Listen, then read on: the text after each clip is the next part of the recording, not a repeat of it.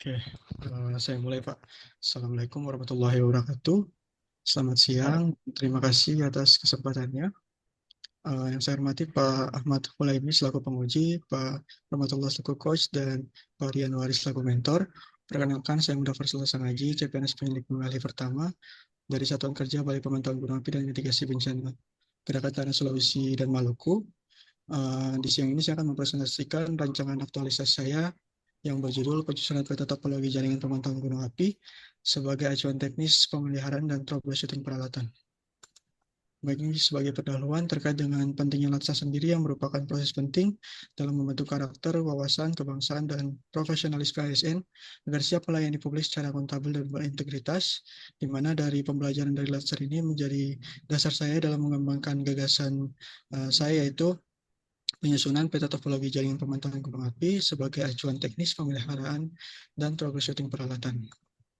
Baik, kemudian masuk ke profil organisasi, di mana satuan kerja saya berada di bawah Eselon 2 Pusat Vulkanologi dan Mitigasi Bencana Geologi, di bawah Badan Geologi, yang memiliki tugas utama yakni melaksanakan pengamatan pemantauan gunung api, serta mitigasi bencana gerakan tanah. Baik, saya lanjutkan untuk identifikasi isu. Terdapat 3 isu yang diidentifikasi dan diperoleh dari hasil diskusi, kemudian observasi langsung dan juga konsultasi bersama mentor saya. Di mana isu yang pertama yaitu kesulitan pemantauan status dan konektivitas peralatan pemantauan gunung api. Untuk PVMBG sendiri, khususnya tim INDI ini bertugas memastikan data pemantauan dapat diterima secara kontinu dan akurat, namun terdapat sejumlah kesulitan dalam hal proses identifikasi lokasi, koneksi maupun status peralatan, di mana yang diakibatkan dari perubahan konfigurasi jaringan, penggantian peralatan, dan gangguan teknis seringkali tidak terdokumentasi secara sistematis, sehingga menyulitkan petugas dalam menelusuri sumber permasalahan ketika data mengalami gangguan yang tentu berpengaruh terhadap pengurangan kecepatan respon dalam penyampaian peringatan dini kepada masyarakat. Kemudian di isu kedua terkait dengan kendala ketersediaan dan dokumentasi data digital zona kerentanan gerakan tanah. Jadi peta ZKG itu sendiri ini merupakan produk utama dari mitigasi bencana gerakan tanah. Dalam hal ini data digital hasil pengolahan ZKGT ini di beberapa wilayah itu tidak dapat diakses atau tidak ditemukan di repositori, terutama peta-peta keluaran lama.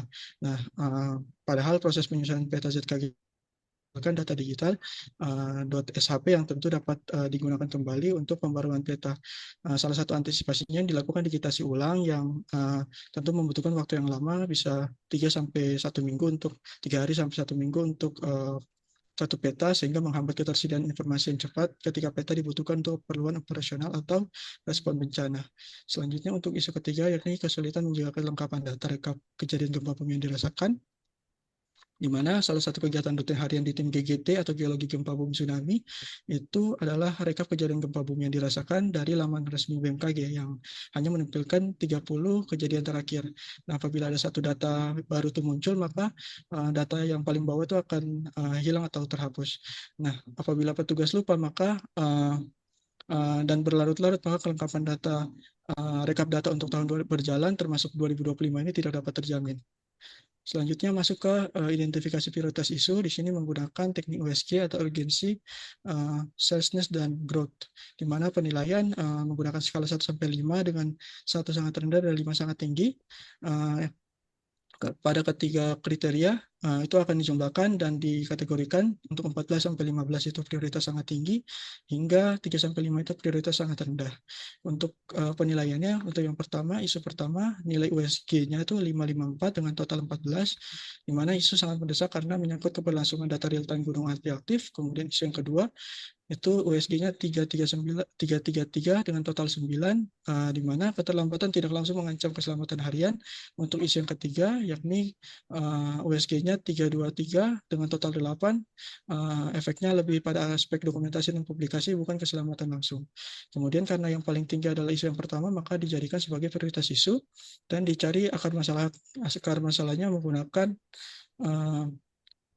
fishbone diagram dengan kategori 5M1E, di mana untuk yang pertama ada men, ini terkait dengan sumber daya manusia. Ada 2 akar masalah. Yang pertama ada pegawai balai yang belum memiliki dokumen peta jaringan peralatan, dan pegawai pos gunung api sendiri belum memiliki standar penyusunan peta jaringan. Kemudian ada yang kedua, ada jumlah petugas terbatas dibandingkan jumlah gunung api yang dipantau. Selanjutnya masuk ke mesin atau peralatan, di mana peralatan belum dilengkapi dengan sistem monitoring otomatis, jadi tidak ada indikator detailnya. Dan ini berhubungan dengan measurement sendiri terkait dengan pengukuran atau monitoring, yakni sistem monitoring sendiri hanya menempelkan status hidup atau mati yang melalui ping itu tanpa rincian penyebab gangguan.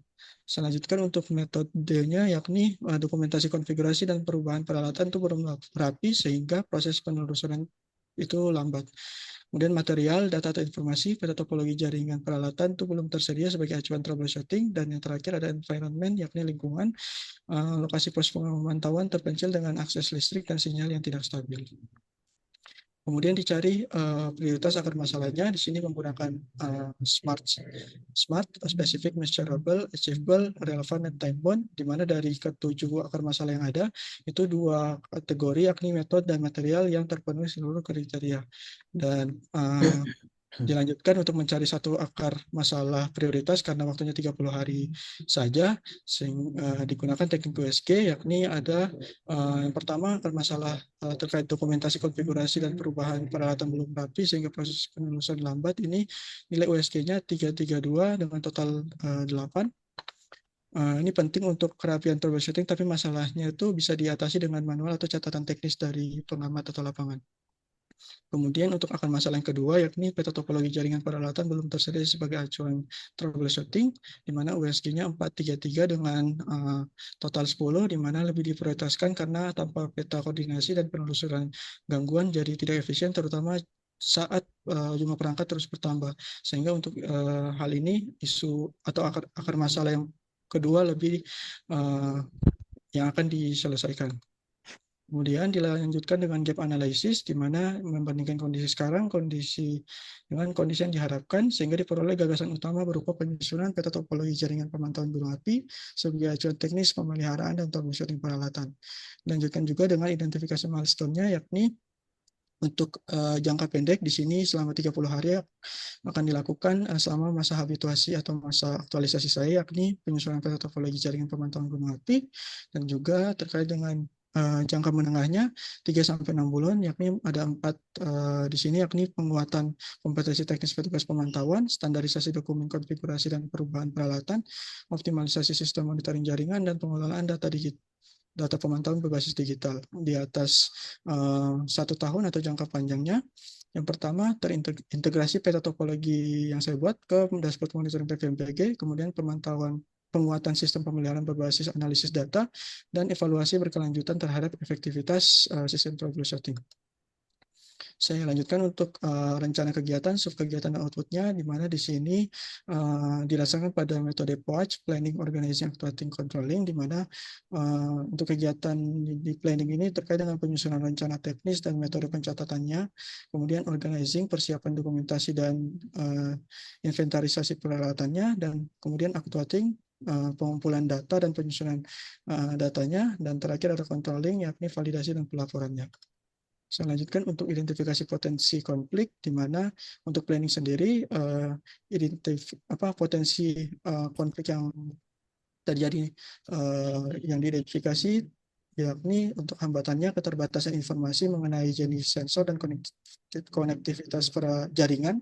Solusinya melakukan koordinasi awal dengan teknisi serta meninjau dokumen inventarisasi sebelumnya.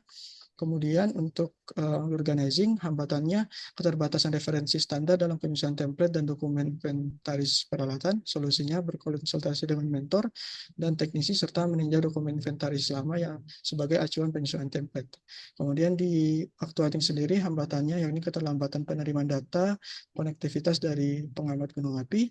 Solusinya melakukan komunikasi rutin dan verifikasi data secara bertahap selama pengumpulan. Dan yang terakhir, controlling, yakni jadwal mentor, teknisi dan pengamat tidak selalu sinkron sehingga proses validasi akhir dan penyusunan laporan sedikit terlambat. Mungkin solusinya di sini yakni menetapkan prioritas validasi berdasarkan urgensi data, memanfaatkan media komunikasi daring untuk mempercepat umpan balik serta memastikan hasil validasi terdokumentasi dengan baik. Ini merupakan internalisasi nilai-nilai berakhlak. Ada 4 kegiatan di sini, ada planning, organizing, actuating, controlling terhadap ketujuh nilai berakhlak. Saya lanjutkan untuk identifikasi dampak, di mana ada 5 pihak atau stakeholder. Di sini yang pertama ada tim kerja INDI atau instrumentasi data informasi. Ini manfaat yang diterima berupa mendapat acuan teknis yang terstandar untuk memahami konektivitas antar sensor dan peralatan sehingga proses pemeliharaan dan perbaikan dapat dilakukan lebih cepat dan tepat. Kemudian untuk tim kerja Gunung Api, Balai Pemantauan Sulawesi dan Maluku dan Pos Pengamatan Sulawesi di wilayah Sulawesi dan Maluku ini kurang lebih sama, yakni mendapatkan referensi visual konektivitas antar peralatan yang membantu validasi data, mempercepat koordinasi teknis, dan meningkatkan efektivitas pemantauan aktivitas gunung api. Kemudian bagi masyarakat di zona KRB kawasan rawan bencana, yakni secara tidak langsung memperoleh manfaat dari meningkatnya keandalan dan kecepatan sistem pemantauan sehingga informasi peringatan dini dapat diterima lebih cepat dan akurat.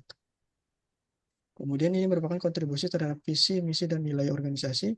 Untuk dari visi Badan Geologi sendiri, kontribusinya yakni peta topologi jaringan ini dapat memperkuat infrastruktur pemantauan bencana agar lebih efisien dan tangguh.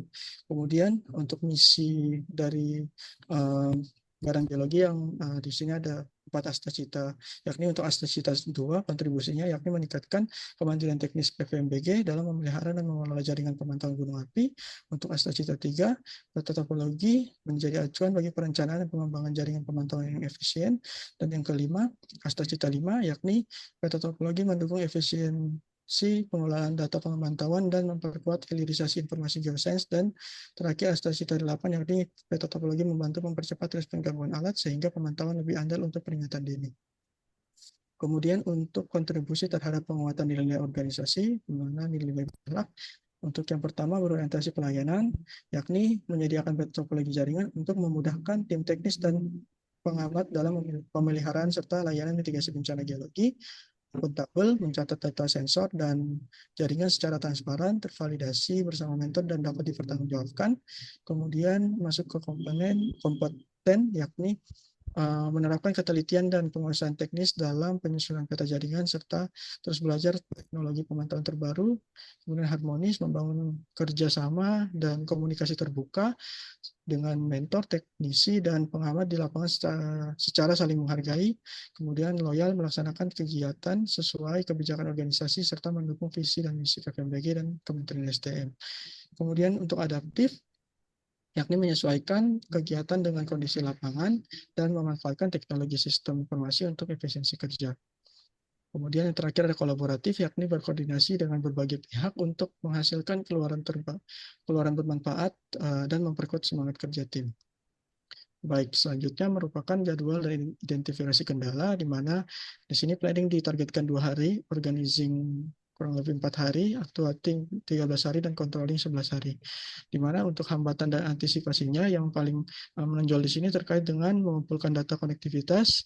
Hambatannya berupa respon lambat atau data yang diterima itu masih kurang atau tidak lengkap. Antisipasinya masih ditetapkan tenggat waktu dan lakukan follow up rutin ke pengamat gunung api tersebut. Kemudian juga terkait dengan menyusun peta topologi di mana data tidak sesuai dengan kondisi lapangan, antisipasinya melakukan verifikasi menggunakan foto dan laporan lapangan. Oke, sebagai akhir di sini ada kesimpulan dan harapan di mana rancangan aktualisasi yang berjudul penyusunan peta topologi jaringan pemantauan gunung api sebagai acuan teknis pemeliharaan dan troubleshooting peralatan ini merupakan implementasi nilai dasar ASN berakhlak.